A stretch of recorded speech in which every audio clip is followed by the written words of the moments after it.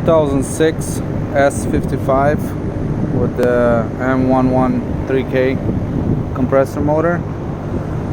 Very weird problem.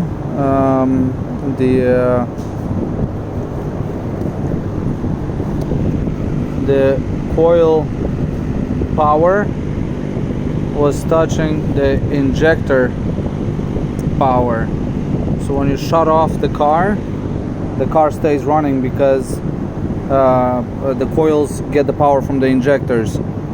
So after extensive diagnosis, realized that the problem is in the engine harness. Remove the supercharger and you can see all the wires, the insulation. I don't know, it looks like a biodegradable insulation, or I don't know what the heck. Also, the wires are very close to the edge of this rubber protector, and there's a lot of wires that are touching. This has never been taken apart. Low mileage car.